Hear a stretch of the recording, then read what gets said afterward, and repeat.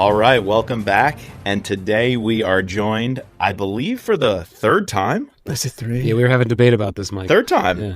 I think it's the third time. Yes. By a man who, we've heard about his Russian gravity. So, Brad, I hope you haven't had any incidents with Russian gravity syndrome. You're here with us. So no, I'm still alive and kicking. So that's good. This is not deep fake Brad Thor that you got on the podcast now. So, yep, still here. Not AI rendered Brad Thor. No. So first, we're not used to talking to you in August so late. It's I'm expecting my Brad Thor book coming out in July. Yeah. How's it been going? You're about to kick off. I guess this will release. You'll have just kicked off your book tour. Are you excited to get on? Yeah. No, it's been a couple of years. We didn't do anything obviously during COVID. So this is my first time going back out. I'm going to hit a few cities. And it's always nice to get out and meet readers. I mean, that's I was a reader long before I became an author, and I'll be a reader long after I'm done being an author. So it's always fun to get out. And yeah, listen, it's fun to meet the people. It sucks being in a new city every day. I never sleep well when I'm on tour because it always takes me a couple nights in a hotel room, and I'm never any place for a couple nights. So the travel portion of it sucks, but the best part of it is the people, and I feed on that energy. So that's, so for a couple of hours every single day, it's like so awesome to be with readers, and that makes everything else worth it. So yeah, definitely. Yeah, we just went to our first book signing event with Jack Carr a few weeks ago, and I've heard about all these events. We never got to one with COVID, and we did all the virtual ones. I didn't realize what a toll it must take on you guys. He was taking pictures, he was signing books, and then he was on stage for over an hour talking. That's a long night, so good luck with the haul that you've got ahead of you. Well, yeah, it's a performance. That's for sure. I don't think, unless you've been to one, you really don't appreciate how much energy goes into it, because it's like being on stage. You are on stage from the moment you walk into the venue to the moment you walk out, right? So because these are the people who you work for. I don't work for Simon & Schuster. I work for the readers. So I want them to have the best experience possible. So the energy is like up to 11 the entire time, whether you're signing, whether you're taking photos, whether you're speaking, whatever it is, your attention is just focused completely on those wonderful readers, and you want them to have a blast. So, but it's good. That's why we do it. It's fun to get out and see those people. And you got David behind you. We got to meet him in person for the first time too. Did you guys get to meet my publicist, David? Yes. Yeah. He's a mensch. So yeah, he is a mensch. Exactly. Before we get into this book, because Shadow of Doubt's incredible, we should just mention Chris and I only finished half the book. So as you said, Brad, before this, we are not going to be full on spoilers for this interview. So if you have not gotten a copy or picked up your copy, I know pub date's just around the corner. We're not going to spoil it all for you. But based on the description, and a trailer came out, we even had the book trailer, which was really exciting. The people know a little bit about the plot. So we'll be spoiler adjacent, not full on spoilers. We won't give anything big away. But I don't think we're spoiling too much by saying you followed up Deadfall, a book about Ukraine and this ongoing lasting conflict. It's kind of hard to bring your character out of that back into the rest of his goings-on, his relationship with Solvay, his work for the Carlton Group, his hope for a new family one day.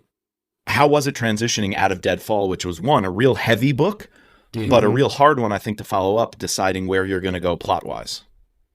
Well, I think one of the things that people don't understand is they think because they get a book every single year that the whole year has passed in Harbast's life, and that's not necessarily the way it goes. Some authors do that, where a whole year has passed and stuff. I didn't do that. I mean, I've got a very distinct thing that. Yeah, I mean, so first and foremost, for anybody who hasn't seen me talk with you guys before, what I like to get out in front is that my books are like the James Bond movies. In that, if there's a new James Bond movie at the movie theater down the street and you've never seen a Bond movie before, you could go see it. You are not going to be missing out on anything. It'll bring you up to speed really quickly. You'll understand who he is, why he does what he does.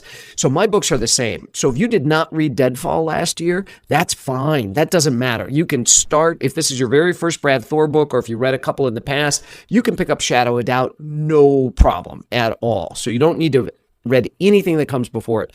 So, but what I did do is I had Harbath at the end of Deadfall reaching out to his fiance in Norway, and she's been promoted to a deputy director position at the Norwegian Intelligence Service. She doesn't have a lot of vacation time. Harbath's burned through all of his, but he just did, several days in a war zone rescuing an American hostage in Ukraine and getting that woman out. And he's like, F it. I'm not going back to the U.S. and I don't care what happens. For the next 7 days, I'm going to, put my feet up and I am going to see my woman, and that's it. The world can catch on fire and melt down. I don't care. I'm not doing anything. And so he hops a plane to go to Oslo. And as you know from what you've read, the minute he steps off the plane, there's somebody waiting for him at the airport who's like, yeah, you're not going to rest for 7 days.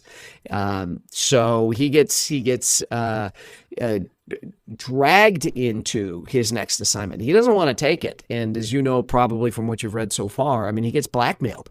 Yeah. That was something I hadn't played with before with Harbath, where he says, no, I'm not taking this assignment. The CIA is like, well, in that case, there's this little morally ambiguous thing you did in your past, and we're going to use it against you, and we're going to actually force you into something that's even more morally ambiguous, or we're going to try to, by hanging this over your head and blackmailing you. So it was something different, and it was really interesting to kind of get Harbath pissed off right from the beginning of the book, and to use that as fuel for driving him forward. And there's a couple of other reasons that Harbath agrees to get involved, because there's some other things. It's not just the CIA blackmailing him, but he learns something else, that he had a list of very bad people to kill, and he killed them, but he missed one. He didn't know that there was another name that should have been on his list, and that pops up too. So he's got multiple reasons to kind of put the cleats back on, put the pads back on, and get back into the game, even though he wanted R&R for a week. So R&R becomes like, killing and mayhem instead of rest and relaxation.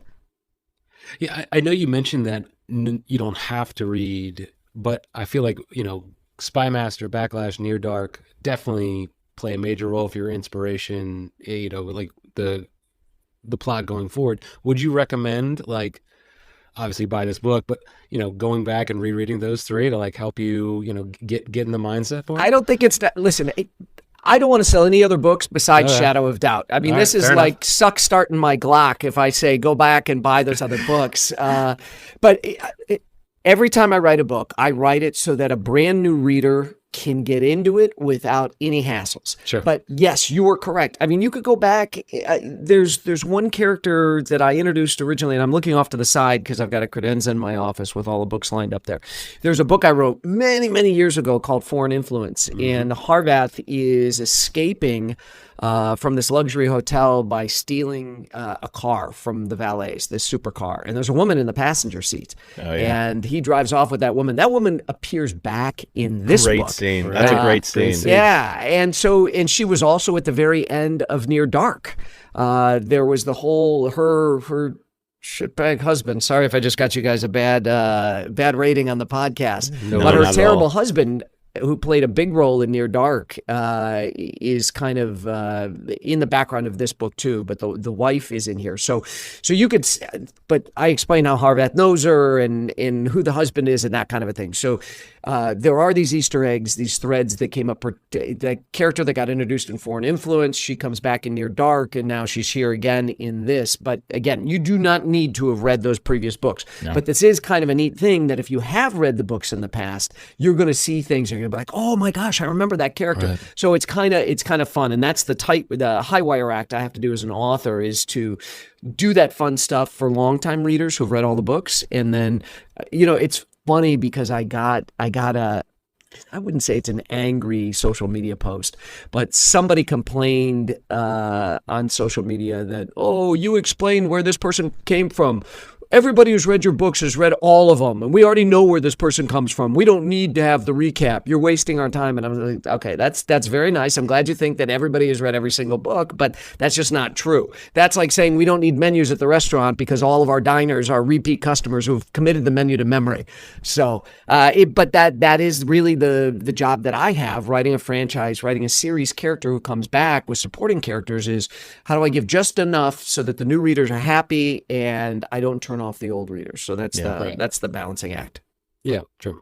I think you've done that perfectly from what we've seen so far in this book. But you. we're actually halfway through the series. We're doing a reread, and every book is getting 1 or 2 episodes on our pod. And recently, Chris, what was the last one we did? Code of Conduct? Code of Conduct, yep. So I think that's I caught you guys on social media talking about what that meant for Scott by putting this hot doctor in the jungle with him. Didn't you guys just do something? Didn't I catch that on social media? There was something about I may or may not have said that's Brad being Brad when the Brad doctor being was, Brad, yes, I enticing did. him. That came across my phone at one point. I did see that not too long ago. It's kind of recent, I think. The books get spicy.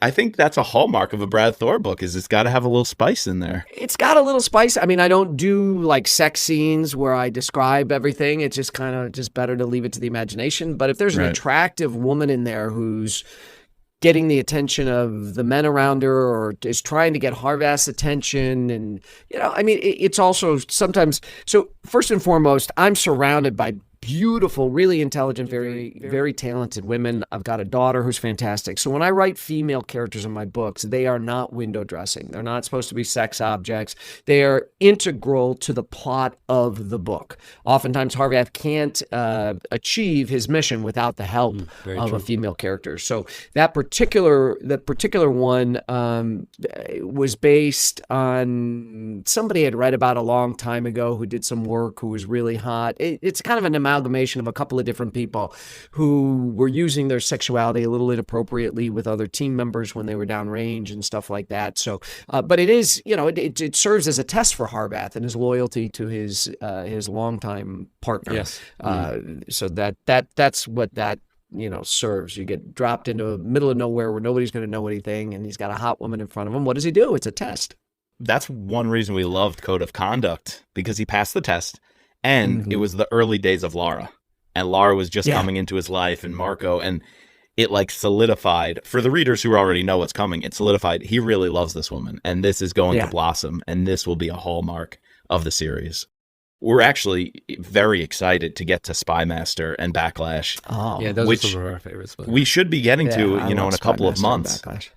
Love those. So books. I was just insider thing for you guys and for the listeners and viewers. I was just spent a couple of days with my friend Robert O'Brien, who was the former national security advisor in the last administration, and before he was the NSA, he was the hostage czar, and so Backlash is dedicated to him. So he and I were out having dinner, and I met a couple of his friends, and they're like, "Oh, you're Robert's friend, the author. I haven't read any of your books. Which one should I start with?" And before I could even answer, he says Backlash. That's like because it's dedicated to him. It's his book. Yeah. It's his book. There's a hostage czar in there. It's funny. I've got a picture of him standing in his office in the White House along with Scott Brown, who was a senator from Massachusetts and became U.S. ambassador to New Zealand.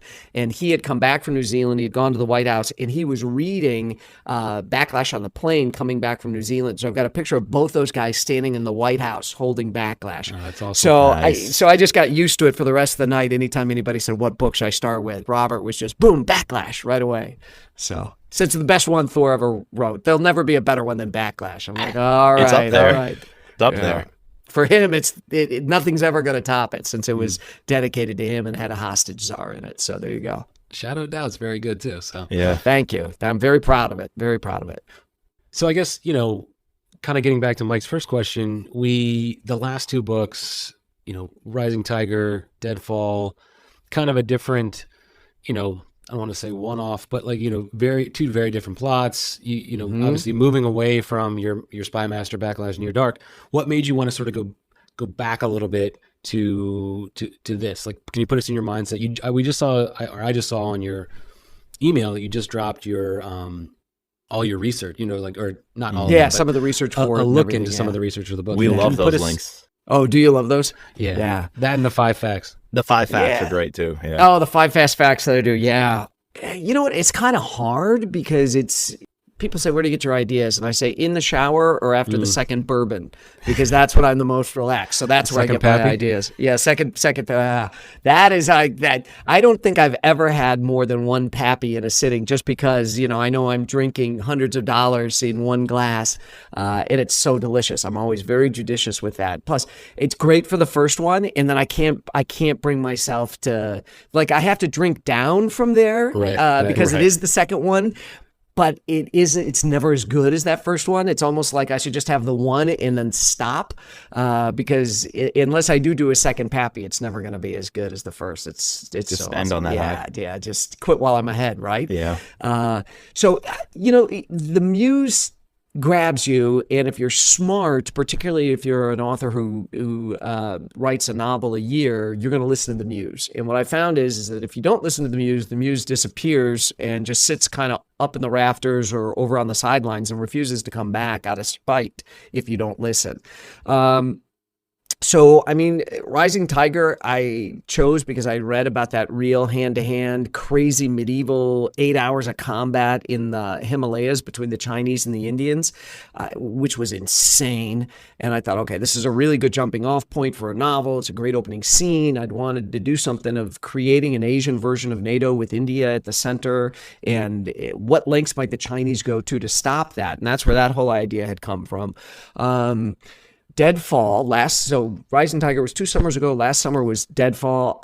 And as I told you guys last year, I'm a huge fan of Saving Private Ryan and Where Eagles Dare, all those great World War II movies and television series. And I'd always wanted to give Harvath kind of a World War II style adventure. So with a massive war raging in Europe, that gave me that opportunity with Harvath. So I could play with a lot of the things, a lot of the story devices and things like that I loved from those World War II movies, and just basically make a modern World War II novel with Harvath. So that's why I did that one. So now back to Shadow of Doubt, which is funny. Somebody in my office is like, oh, this is such a quintessential classic Brad Thor thriller. My kids joke, and they didn't originate this. They saw it someplace on the internet, and they think it's hysterical that once you become a middle-aged dad, and I'm in my 50s now, you have 2 choices. You can get a big green egg and get into smoking meats, or you can get into World War II history. You have to pick one or the other. And my kids joke all the time. But I was fascinated. I was doing research on something else, and I learned that there is this huge building behind the Arc de Triomphe in Paris that's shaped like an A.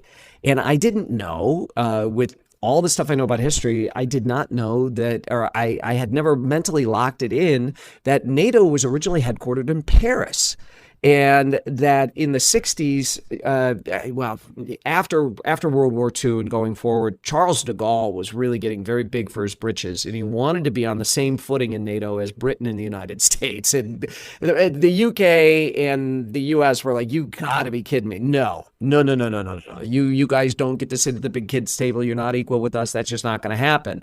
And de Gaulle started playing the hokey pokey with NATO and actually pulled one foot out, which I did not know. I didn't know that the French had withdrawn. I think they stepped out of the military command, and we ended up having to pull all of our air bases out of France. And we moved. So this building, which was the NATO headquarters that was built, it's shaped like an A behind the Arc de Triomphe. And it's designed in the shape of the A to represent the alliance of all the NATO allies. And so that's why we ended up moving the headquarters to Brussels. So it did not start out in Brussels. It started in Paris. De Gaulle was a pain in the ass. And so we're like, all right, up yours, we're going to Brussels. And we've been there ever since. And it wasn't until very, very recently that France came all the way back into NATO, which is just, it's a stunner for me. You think you know everything, and then you realize you don't know half of anything. So this was fascinating to me. And the more I dug into kind of this time period, particularly in the 1960s, and interesting things that were happening with the French, a very little known Alfred Hitchcock movie called Topaz was based on a book that I think was done in like 1970 or 71 by a thriller author named Leon Uris.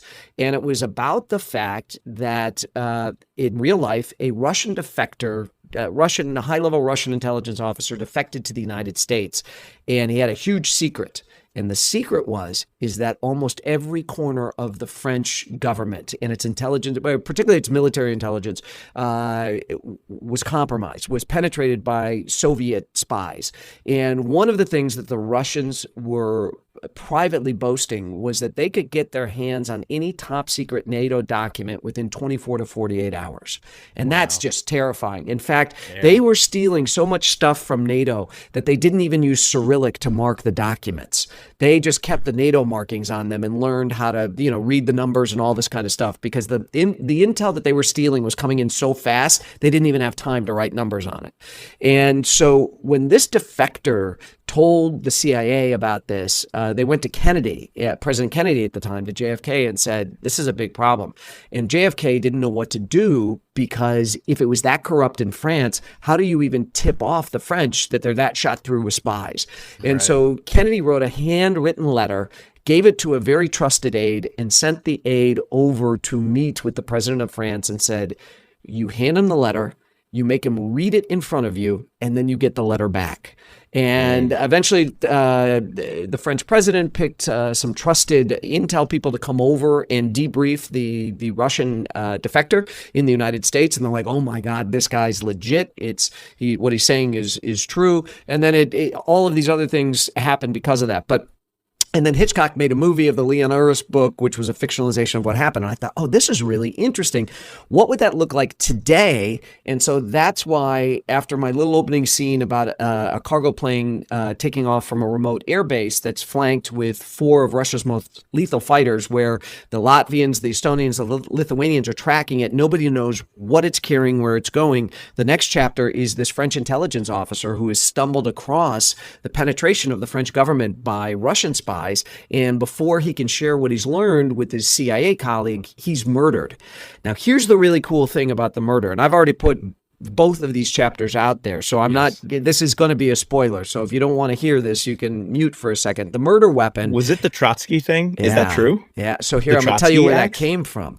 So in the book, the French intelligence agent is murdered with an ice axe. And the reason I chose that was years ago, I had dinner in D.C. with the director of the International Spy Museum. His name is Chris Costa. And at dinner, Chris and I were talking, and I always like to ask people weird questions. I don't want to know just the general stuff. I want to know what's unusual about the Spy Museum. And I said to Chris, Chris, what is one of the wildest things that you guys have at the Spy Museum? And he said, Brad, we've actually got the ice axe that was used to kill Trotsky when Stalin sent an assassin. It was used to kill Trotsky in Mexico City. And I'm like, I got to put that in one of my books one day. So it's taken 6 or 7 years. I mean, it's been that long since Chris shared this with me, but I put it in the book. And my daughter was at a cocktail party with Chris about a week ago, and she had not met Chris before. So I said, well, go up and say hello to Mr. Costa and let him know that, that I'm your dad and everything. And then tell Chris, and I need probably when we're done doing this podcast, I need to sign a book and send it to him at the Spy Museum. But I said, tell Mr. Costa that I took his story about the ice axe and that they have it at the museum, and I kind of did my own spin on it in the book. So that's a little bit of an homage to the Trotsky, the real axe and the real murder weapon that was used to kill Trotsky, that's sitting at the International Spy Museum now in D.C. Great museum. If any of you listening or watching haven't been there, you need to go. It's a fabulous museum. I haven't been to the new one, but the old one was incredible. The one that used to be in Chinatown. Yeah. New one's even better. Yeah, and I think they just wrapped up the Bond cars, but they had all the different Bond cars there. I don't know. I think I closed last week or is closing this week. I can't remember, but really, they're awesome. They're just super people, and they've got a really good social media game too, which is cool. Nice. Yeah. The faction from Brad. It's, you can always count on it. You know where the facts end and the fiction begins. So I'm a history teacher, and I'm sitting here learning from you, a thriller author. This is amazing. This is amazing. Yeah. One other move you make, talking about real life events, and Deadfall was obviously full of real life events. Mm-hmm. Well, this one seems pretty close to home as well. I'm not going to say how it comes in, but the Belarusians play a big role here. Yeah. Were you tipped off by something? I remember back with the Russian invasion, I think it was the Belarusian president who was given a talk, and behind him was either a whiteboard or a map that had invasion plans for Moldova. And I'm just like, Yeah. so like, what's the next phase? What was your thought on bringing the Belarusians into this? Well, so the stuff I write about is actually there's a good amount of truth to what Putin has been doing with Belarus because it's on the border with Ukraine. So I found that area interesting, and the leader of Belarus is a real. I've already dropped a bad word on here, so I'm not gonna. You could just cut and paste that same word that I described that woman's terrible husband. You can apply it to the leader of Belarus. They've been willing to do Putin's bidding, and they are a little pipsqueak country. They whinge all the time about the West is out to get us. The West doesn't care about them. I mean, we care to the degree that they can be used by the Russians and can be a problem for Romania and Ukraine and things like this. But it was interesting. So when people read the book, you'll see why Belarus is important. And what I write about in the book is actually stuff that Putin has used Belarus for. And it's been one of the biggest concerns for particularly for Ukraine is if Putin's going to push troops or conduct any guerrilla warfare on the border and tie up the Ukrainians on that border with Belarus so that it allows them to do more stuff in the east and in the south. So it fits so perfectly. And if you had told me 15 years ago that I'd be doing anything about Belarus being a potential player on the global stage, I would have said, you're crazy. Right. Why don't we also talk about Kazakhstan becoming a world power or playing any significant role in world events? But stuff changes. I mean, it is amazing how rapidly things can change. And I think probably as a history teacher, Mike, you appreciate that. And Chris, you probably do too. And that's one of the fun things I do with my fiction is my job is to give you a great, toes in the sand, book in the hand, beach read. If you want to just skim across the top of the waves in my books, you can totally do it. You can have a great, they're short, crisp, cinematic chapters and you can whip right through them. But if you want to dive deeper, you can too. And one of the biggest compliments I'm paid is people say, oh, I always have my laptop open or my phone nearby when I read your books because I fear Thor must have made this up. This can't be real. And then I Google it and it's like, oh my gosh, this is totally real. So if you close one of my thrillers a little bit smarter, that's the icing on the cake for me. If I entertain you, which is my number one job, if I entertain you, I've done my job as a thriller author. If you're smarter at the end of the book, if you're better educated about something, then I've done my job as a fellow American to help you have a better appreciation for what's going on at home and abroad. Yeah, no, definitely. Like I was about to say that, like I typically listen to your books, listen to Armand Schultz. He's great. Oh, he's fabulous. I'll pause and then I'll end up going on a deep dive, sometimes an hour where I'm just, clicking links and whatever. And it just sends me into this spiral where I'm like, wow, how can this be true? And then I quickly remember, I got to get back to the plot. But yeah, when we've been loving your nonfiction recommendations on your blog as well. Oh, thank you. Yeah. I like to do that. I like to help people find books. And again, I was a reader long before I became a writer. And so if you like books, it's a shared language we all speak by being readers. So I find that the best books I've ever read have come because people have recommended them to me. So I like to share, here's what I'm reading right now, and these are really cool things. So I like to throw those out, a few times a year and let people kind of peek behind the curtain of what I'm reading, what I'm thinking about, what I'm seeing, and kind of where my focus is while I'm in my office. Back to Shadow of Doubt. Oh, yeah. Yeah, let's go back to Shadow of Doubt. The way you bring all these storylines together, and we were talking about throwbacks to some of your earlier books, it kind of feels like you're going back to an old, tried and true Brad Thor method of this police procedural on the side with a new kind of detective figure hunting down leads. And we're getting some really cool people on that end in this book with the Jadot case and the murder with the ice axe. And I'm really excited to see how that's going to affect what Scott and crew are doing on the ground. I'm at the point where they're launching an op in Nice with the defector Gretschko. How are you going to bring all these together? Do you have fun when you get kind of take these different competing storylines and weave them together and have that aha moment when it all comes together? Yeah, and that's what it is. Yeah. So there's two types of writers. There's plotters and there's pantsers. And Right. so I'm not an outliner, I'm a pantser. So I know that these storylines have to come together. I don't know how as I'm writing. And by using that, there's a lot of stuff that happens with espionage that is done on the law enforcement side, where you do have spies and things like that, and counterterrorism professionals who are really counting on detectives and things like that, who have access to informants and all that kind of stuff. Sometimes you need these. But I did that in Rising Tiger, when I had a character who was a retired high-level Indian policeman that worked for the U.S. Embassy, and so these Foreign Service nationals are common at all of our embassies to help grease the wheels, the old boy network in the police department. So if you have an American who's got a problem, you've got a guy, at your embassy who does stuff. And so that was a cool thing to do with Rising Tiger. But with Shadow of Doubt, I try to tack as close as I can to the winds of reality and truth. Spies aren't going to come and investigate a murder and dust for fingerprints and all that kind of stuff and try to unwind stuff.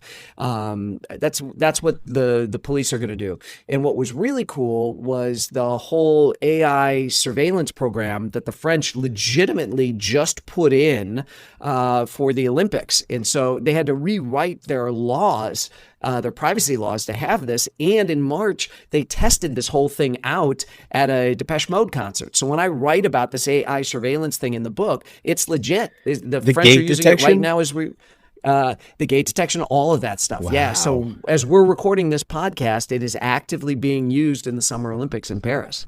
Wow. Oh, wow. And when did you find out about how quickly? You're always ahead of the game. You're a step exactly. ahead of everybody, Brad. I subscribe to a lot of interesting newsletters. I know people in the security arena and people who work for DARPA and things like this. So I'm constantly talking to people about what's out there. And I wanted to, I knew that the system was out there, because years ago I'd seen what the NYPD uses and how they track and use all the CCTV cameras to find people, and how kind of the AI brain of that system, like you can tell it, look for an abandoned yellow bicycle, and it'll go through all the camera feeds and look for a yellow bicycle. It won't stop for a black bike. It won't stop for a blue bike. It will go for a yellow bike, and it'll look in every camera that it has access to.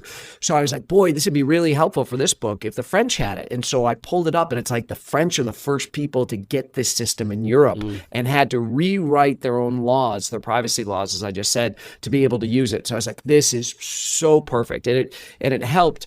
And I've been fascinated with, I don't know if you guys have gotten to the faux building facade yet. Yes. Okay, so you have, Mike. So I have, I lived in Paris, and I was always fascinated with these things. And Umberto Eco had written about it years ago, and it was he had this one particular address was used as a gateway to the underworld, allegedly. That if you went through this door, it took you to hell, and only very practiced occultists knew where this address was in Paris. The actual fake building exists in Paris. It's not a doorway to hell. It's not used by occultists, but that kind of stuff, those little bits that I've been collecting, and I was in Paris last year doing research for this book and everything. It's just fun to pull all that stuff together and put it in there, because again, those are the facts and the faction. You don't know where the facts end and the fiction begins. That's also very old school Brad Thor. These little puzzles and secret passageways and these historical nuggets kind of unlock a door, metaphorically and literally, and can take you through the back alleys of a city. And it's amazing for the reader's imagination, because so much of what you write is true and fact-based. And then we have those little fun, I don't want to call them gimmicks, but these little fun things. And it's like, wow, that's true as well. So you just got our imagination firing with that. It's a lot of fun. I'm glad you like it. In chapter 1, when Jean-Jacques Jadot, the French intelligence officer, stops at that restaurant across the street from his apartment, that restaurant really exists. So that's Robert and Louise is a is a totally legit restaurant. And so my buddy Robert O'Brien, who I dedicated Backlash to, I had brought him a copy of Shadow of Doubt because I just got my hardcovers, and I brought one, signed it to him, and he started reading it. And he goes, "Oh my gosh, I've been to Robert and Louise." And I'm like, "What are you talking about?" He goes, "Louise is my wife's middle name." He said, "So I actually have a shirt from that restaurant." And I'm like, "Oh my God." He's like, "It's in the Marais, right?" I'm like, "Yeah, it's in the Marais." So he thought that was really cool that I didn't make up a restaurant, that it's actually a legit restaurant. And so I've been to that restaurant. And so I try to make that stuff as real as possible. You've done that before with restaurants. I feel like you could write a Michelin guide, a Scott Harvath Michelin guide to. Well, back to your PBS show, right? Yeah, I mean that is part of my DNA, right? Is that I was a host of a travel show, and we do so at BradThor.com. You can go watch it on YouTube. You can see somebody uploaded. He's in violation of my copyrights. Oh, okay. Sorry, don't go watch it on YouTube. Yeah, the director uploaded a pilot that. The music isn't cleared on that and a bunch of stuff. He didn't have the rights to upload that, and I've still been trying to get it taken down. But on BradThor.com, we actually do destination guides too. So we'll pick a city from each book, and then I'll be like, all right, these are the sites not to miss. These are the cool places to eat. And it's funny because somebody on Facebook, it's either Facebook or Instagram, was just in Oslo, and he's like, "I'm at Harvath's favorite cafe," and he's taking pictures, and he said, "I just told them that they were in your book, and they think that's so cool." And then he went from this cafe to the top of the Thief Hotel, which is one of my favorite places in Norway, and he's like talking to them. He's like, "Do you guys know you were in these Brad Thor books?" They're like, "Yeah, we've heard that we're in the books," and that kind of stuff. So it's kind of cool.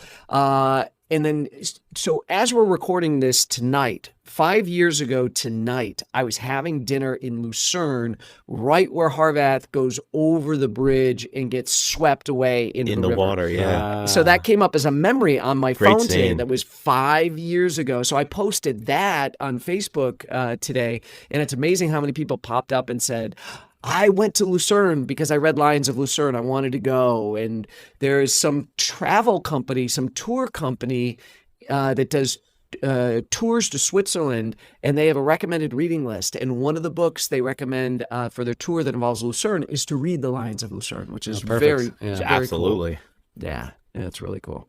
That's awesome. And speaking of posting on Facebook, I've been loving these Spotify playlists that you put. Is this those songs that you put on the playlist? Is it just like what you were listening to while you were making it, or a little bit? So I've been doing them for several years now. I do a playlist for each new book. So what was really cool is I had found this place in the south of France where I wanted. There's a handful of Russians down there that are bad guys. The French have tried to deny them entry and things like this because as a sanction for the war in Ukraine. But there's one particular area that is like crazy thick with like oligarchs, and I was like, I'm going to include this place in Shadow of Doubt. I'm going to use this Saint-Jean-Cap-Ferrat. And what was crazy is the more I dug into it, the more I learned, and I didn't know that the Stones, amidst their drug and financial problems and being hounded by the press, had taken off out of England and gone down to Saint-Jean-Cap-Ferrat to record Exile on Main Street, which is really cool. So that's why there's a couple of songs from the Stones on that Spotify playlist, because they were recording songs down there. So yeah, I like to do that. I like it because they are songs that I've listened to while I was writing. And when I put together a list like that, it really captures different parts of the book for me. And as soon as I started doing it, I got such a great response. I couldn't not do it then for every book going forward, because fans loved it. We so expect much. it. I expect some of the Parliament Funkadelic. Yeah. And especially when Scott and the Troll and Nicholas are sometimes talking about it back and forth. Rubber Ducky, I think they talked about quite a bit. Yep. I look forward to that. Well, it's funny. I got to meet George Clinton years ago at a big Simon & Schuster event, because he had published a book with Simon & Schuster, and my publisher took me over and introduced me to him, and he goes, you're the guy that puts my songs in every one of your No books. I way. love you. Yeah, and I got a awesome. great picture of me and George Clinton together. It's one of my favorite pictures. One other time I'll geek out just fan wise. I was eating dinner in a Greek restaurant in New York, and it was very late, and the restaurant was closing down. There was only one other table there. And at that table was Mandy Patinkin, who played the CIA director in Homeland. Yeah. And he was sitting yeah. with Michael Hayden, an actual CIA director. He'd been director of the NSA and the CIA. Yeah. And so we were the last two tables in the restaurant. I finished up. They were done eating. They were lingering over like coffee and stuff. And I was with my agent. I said, I'm going to go up and say hello. Come with me. And I walked up, introduced myself and everything, and chatted. And I said, do you mind a photograph? And Patinkin thought I was directly speaking to him. He's like, oh yeah, I don't mind. It's totally cool. And I handed Patinkin my phone and I said, thank you, because I want a picture with the real CIA director. And I had Mandy Patinkin take my picture with General Hayden with, our arms around each other. And then Patinkin laughed. He thought that was so funny. Yeah. And I think Hayden really liked it because Hayden's used to being out with Mandy Patinkin and everybody recognizes Patinkin, but the average Joe doesn't recognize the CIA director. And so then I got a picture with all three of us. It was kind of a Nice. cool moment. And then I actually became somewhat friendly with General Hayden after that. I got asked to speak on a couple panels with him, and just an all around super, super nice guy. So that's kind of cool. Awesome. You never know who you're going to run into in New York. Especially, New York City. Could be anybody. That's a good show, Homeland. That's a great show. And so I'm Yeah. thrilled to have Howard Gordon as the executive producer of my TV show. So Howard did 24 in Homeland. The guy's awesome. And now he's doing Harvath. So and we got the John Wick director, Chad Stahelski.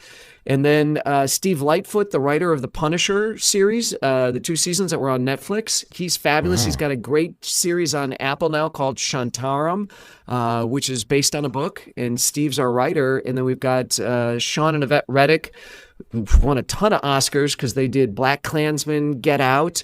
And then they also did a great vampire movie on Netflix called Day Shift with Jamie Foxx, which was it had one kind of a guy from the Chad Stahelski stable who was the director. So it had all the kick-ass action and headshots and stuff on the vampires because those guys know how to do all the gun fu.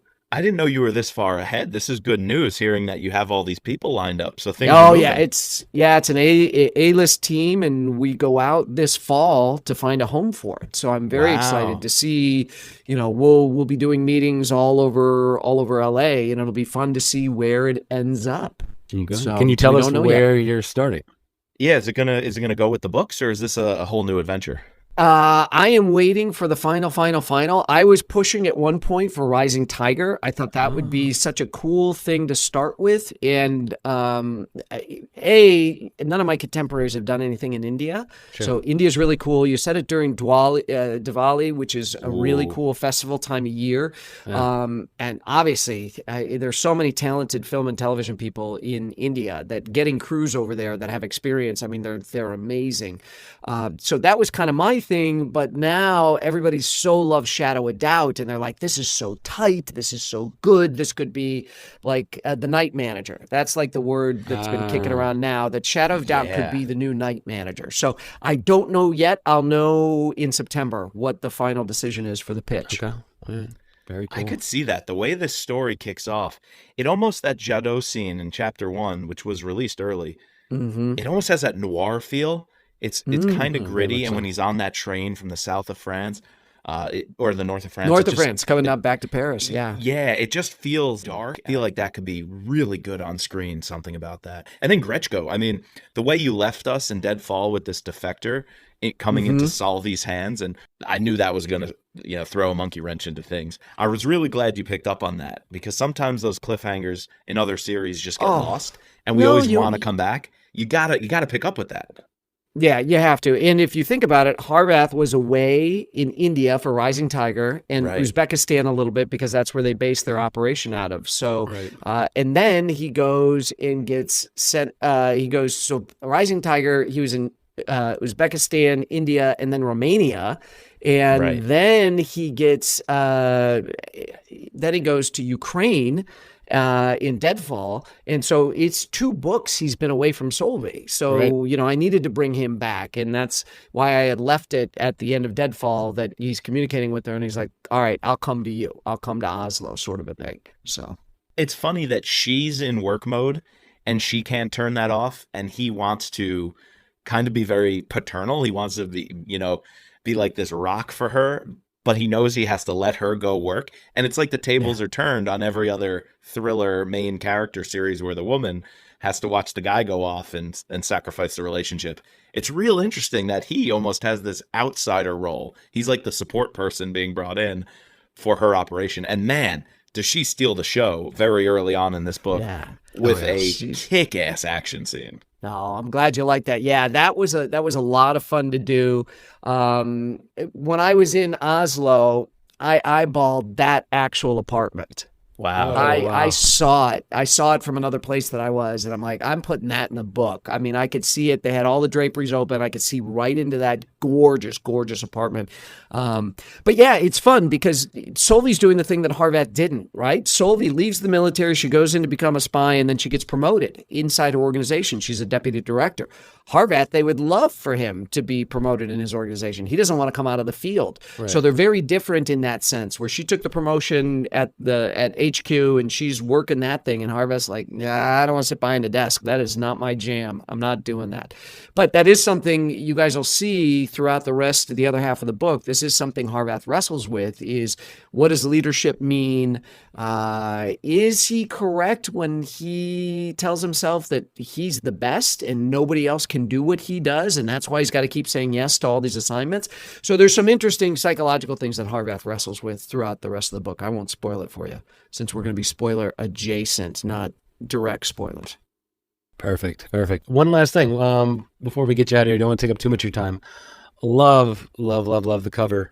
We've talked to you a couple times about it, and some authors don't have much say. But like, did you have any say in this one? See, I was waiting for this question because you guys did an emergency podcast last year for Deadfall when we dropped that cover, and so this one's a little bit easier to. This one's totally easy, but I have to tell you, that really cemented my respect for you guys. The way you dug into that cover and the research that you did in the way that you explained it and kind of came around. It was like, yeah, I saw it. I didn't like it. I think Mike might have said that like right away. Or maybe it was you, Chris. But one of you guys were like, I didn't like it right away. But the more I realized the symbolism in there, the more I realized what this was trying to convey. Now, did anybody else besides the 3 of us do that kind of research and dig in and appreciate the symbolism? Probably not.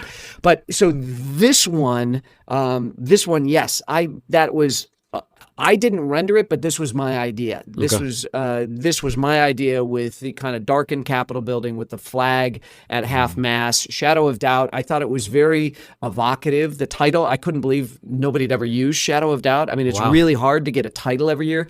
There's so many people writing books that to get one that hasn't been used is really tough. But I did with this one, and I really wanted that sense of jeopardy, that a flag was at half mast and it was kind of dark and you didn't know what was going on. And I really wanted people to have that sense of jeopardy just by looking at the cover. So that's what I told the art director that I wanted. He gave it to me immediately. I think the only thing we had to do was bring the flagpole out a little bit because you couldn't see it in the original thing, so you couldn't really tell that the flag was at half mast, and that was it. That was the one note we gave him, and he just shined up the flagpole, and it was just perfect. I mean, his name is Jimmy Icobelli, and Jimmy is just an amazing art director. He's been with Emily Bestler Books and Atria for a long, long time. And just like David Brown, I mean, there's a reason I've been with Simon & Schuster for all my books. Right. They're awesome. They are awesome. They are the A-team. They take such incredible care of me, and just, it's hard to write a book a year. It's really, really hard. Also hard to come up with a great cover. Hard to publicize a book every year. And come up with a title. And, so I'm very lucky to work with such talented people. And that's why I've been there since the beginning and am still there now. It's my 24th book with them. Yeah. No, it's similar to like what you said and what Mike was saying earlier, is taking us back to, it just has this classic look to it, but very good. Very good cover. Thank you. So, are you already working on the next one? No, not while I'm on book tour. So this You week take a is break? all pre.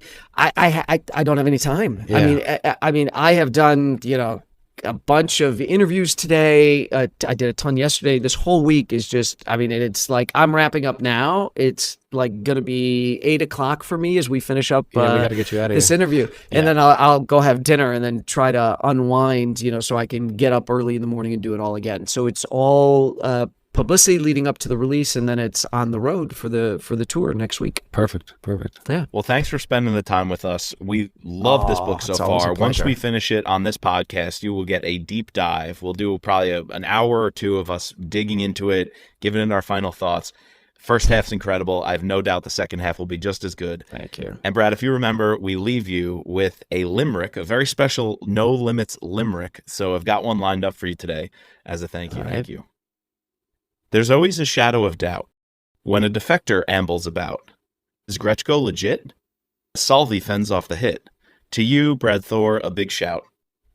Oh, that's awesome. Well done. Very well done. Thank you. Thanks for joining us tonight, and congrats on book number 23.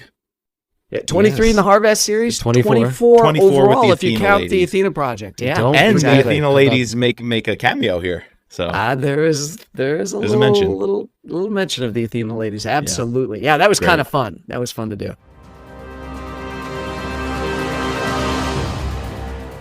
Please subscribe, rate, and review to all 3 seasons of No Limits. You can find us at thrillerpod.com or on Twitter and Instagram at thrillerpodcast. And as always, just let Scott be Scott.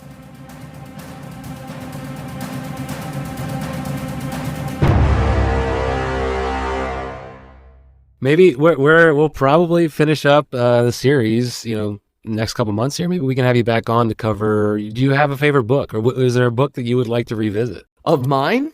of yours? Yeah, or you can pick one of your favorite other thriller books, and we can discuss that. I don't know. Let me think about it. It's Okay. funny. My wife has a theory about memory, and that your mind is like an iceberg, and memories are like penguins. And there's only room for so many penguins on the iceberg at any one time. And sometimes to make a new memory, you have to bump one penguin off, Yeah, and very they true. may be swimming around the iceberg, or they may have just completely gone out to sea and drowned, and you can't get that one back. So I'd have to see. I can remember the last couple of books relatively well, but if you guys have reread them recently, you probably can drill down on details better than I can, because I got to kind of clear the RAM before I start writing a new book, Right, so right. it is tough. My memory can only hold so much, particularly with having written 24 books. It's like before I came on the podcast tonight, my wife was sitting down with 3x5 cards reading Shadow of Doubt for like the 4th or 5th time. She'd read the manuscript, but now she had the final hard copy or hardcover, and she was going through, and I make on these 3x5 cards, I keep all character information, and we keep them in a black plastic recipe card boxes. And so if I ever need to go back and say, where did I first write about Gretchko? What did he look like? What was his job description? So it's this database. And then I paid one of my kids during COVID while we were on quarantine to digitize the database. Right, yeah. So I can access it quickly. So I've got awesome. a digital database and then the actual physical cards. So Now you got to But train anyway, it's a long way of AI saying, to link up that database for you. yeah, AI lies. I'd AI take an lies. I would encyclopedia. never trust it. Yeah, I'd like the Scott Harvath Encyclopedia one day published. That'd be great. Yeah, well, I've got all that information, so we probably could do it. Can I ask one more question? We really Sure, do want to let you sure. go, but while Yeah. we're talking throwbacks, we were going through the reading list and we hit a book that had an epilogue published, epilogue That's 2. what we wanted to ask him. And then there Oh, was yeah, a yeah. prelude. There was Hidden order. prelude, alternate prelude, All right. hidden order. So What- I hate Can you these. just give us a I little hate insight? these. Yeah, no, they're bullshit. I shouldn't say they're bullshit. If my publisher sees this, they're not going to like it. I hated, and I don't want the accounts to be upset, but I really, David Brown had a good line for this, but what ended up happening is our industry went through a spurt of accounts saying, can you write an extra chapter so that we can have the extra chapter only for our customers? Okay, so like they would Target or something? Like a Costco special, it had the extra chapter or yeah, something. ABC grocery store wants Yeah. the chain wants a special thing, so you would have to write. So my thing is the publisher never hears from the readers because we have social media. I hear from the readers. I don't work for the publisher. I work for the readers. And so when you do that, so my ultimate fidelity and loyalty is to the readers. Okay. So when you do a special chapter someplace else, that's like offering air conditioning on your car, but only if you buy it from this dealership. And then your customers don't know, wait a second, you, for the same amount of money, if I had known this was over there, I would have gotten an extra chapter. And then you hear from them. And I didn't like that. And I got forced to do it a couple of times. Force is a strong word, but how do you say no when your publisher says, hey, a very important account, and I want to keep those accounts happy because they're important to me too. Yeah. But I eventually talked to the previous CEO of Simon & Schuster and convinced her, I'm like, this is bullshit. This is not okay to screw your fans and have them discover that for the same amount of money, there's actually 6 more pages over if you had just bought it from this other chain. You know what I mean? It was just strange. It is strange. In the problem that I have is like I got asked to do this at the end of, I can't see now because my office beyond here is dark, but I did this whole thing about so Near Dark is all based on that $100 million contract being put out on Harvath, right? Right, yeah. So the book which plays a role here in Shadow of Doubt. Yeah, but the book before Near Dark, which I believe is Backlash, and again, I can't see, I've got them all lined up, so Backlash. So one particular retailer had the opening chapter of Near Dark attached as a bonus chapter for Backlash. This is like the Marvel universe. If you sit through the credits and you watch something happen, it's now happened, and that's part of the Marvel universe, right? It exists. So now I was like, son of a bitch. I didn't realize how badly I'd shivved myself, because now I did this thing that I thought, like, because I'd originally written something, my editor didn't like it, and I came back with something else. She's like, that's awesome, $100 million bounty on Harvath's head. The account's going to love it. So what a great bonus chapter. And so we submitted it, and they took it, and then I was like, oh, fuck. I now have to, anybody who's read this, I can't just have Harvath wake up and go, it was just a bad dream. I thought somebody had taken out a $100 million contract out on me, right? Wow. This now became part of the Harvath universe. So any plot that I'd had for Near Dark had to all get shoved through that bonus chapter that I had done for a retailer. So I don't want to sound bitter. I'm very thankful for all my retailers, but I eventually convinced the head of Simon & Schuster, this is really messed up. Right. And I did hear from fans that were like, oh man, you encouraged me to buy books from all these different retailers, yet you never told us on social media that there was a special edition. And I'm like, that's cheating. That's not being honest with your customers. And it rubbed me the wrong way. I thought it was an integrity issue. Not that there was anything wrong with a retailer asking for it or doing it. This is not a reflection on the integrity of any retailer that was ever kind enough to take a special chapter from me. But once I convinced the head of Simon & Schuster that I thought it wasn't the right way to treat our customers, she agreed with me, and I never did another one after that. Yeah, and then on Goodreads, it's if that makes sense. No, it makes sense. And big business, I guess, always it plays a key role. We're on Goodreads and Amazon trying to figure out what book comes next. We're trying to cover the whole series. And even Chris and I have a podcast called The Scott Harvath Podcast. We're confused by these extra publications. We're like, I don't remember that in 2012 or 2014. Like, how did I miss that? No, that's what those are. And we digitized them because I said, okay, how do because it really bothered, I'm the son of a Marine, character is destiny, and just fidelity, loyalty, integrity, that stuff matters to me. And so I said to the publisher, I said, we've got to make these things available for people. So you can find some of them on my PDFs on my website. Yeah, I've got a few on the website that are PDFs. I think there's one thing that's like for sale for 99 cents, as well as the short stories that I did for the thriller anthology. Yeah. Free Fall is one that was kind of a prelude to Hidden Order, if I remember correctly, because the guys on parachutes drop onto the boat. You did have the eagle scene. That explains it. When he releases the eagles, when Harvath comes down on the chopper. Oh, the Falcons. He releases the Falcons from the guy in Dubai who loves the Falcons. So there's some cool stuff in there, but it just caught us off guard. Yeah, and see, so what did it do? Did it make customers happy? Some were happy, but did it inject confusion into the marketplace? And Maybe. look at for you guys too. I understand why retailers want a special edition, and I was fighting for, well, can I do a letter? Can I say, this is how I came up with the idea? And sometimes that worked. Sometimes they would accept the letter, and then some people wanted a chapter. And I remember David Brown is awesome. And I remember the ask came through, and I said something to David, and David goes, this is a Brad Thor novel. If it needed one more chapter, it would have had one more chapter. Perfect. That's why I love you as my sage. Publicist, David Brown. The sage. David the Wise. He is a mensch. That's what I said to him when I dedicated last year's book to him. I said he's a mensch. Yes. That's what it says at the beginning of Dead Fall, because he really is. So, that's it. Well, Brad, thanks so guys. much. Yes. Oh, always a pleasure. Thank you very much, Brad. Thanks for going behind the scenes. Good luck with us. everything. Thank you. You guys too. Enjoy the rest of your summer, and I'll see you again maybe to do a historic or a nostalgic walk down memory lane to an older book. All right, I love that. perfect. And to hear about the TV series when you have news on that. Yeah, I'll let you know when I do. All right, Great. perfect. All right, Thank guys. you. Thank you. Appreciate it.